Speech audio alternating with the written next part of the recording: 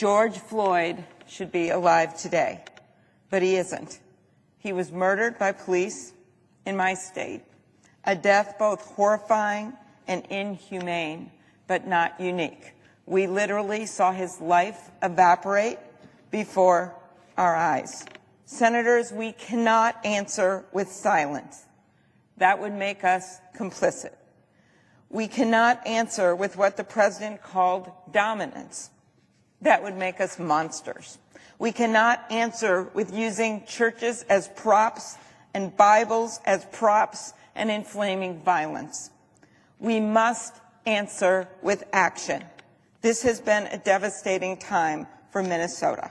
But as George Floyd's family, who I had the honor to talk with at length this weekend, said, we cannot sink to the level of our oppressors, and we must not endanger others during this pandemic. We will demand and ultimately force lasting change by shining a light on treatment that is horrific and unacceptable, and by winning justice. A few years ago, I went to Selma, Alabama, with Representative John Lewis, like so many senators have done. I stood there on the bridge where he had his head beaten in.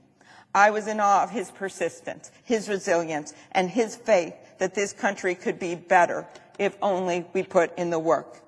That weekend, after 48 years, the white police chief of Montgomery handed his police badge to Congressman Lewis and publicly apologized on behalf of the police for not protecting him 48 years before and not protecting his freedom marchers.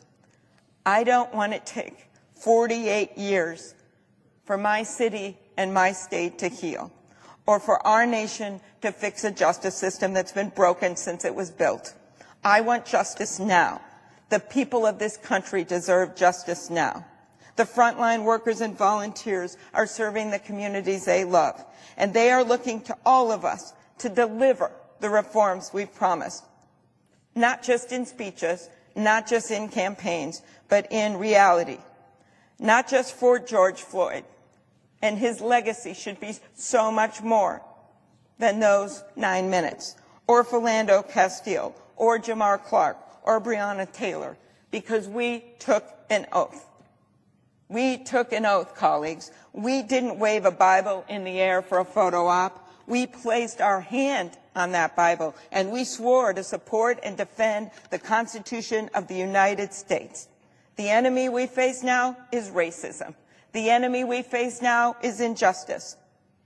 I don't know what else to say, because too many words have been said. And maybe it's time to stop talking. Maybe it is time to start acting.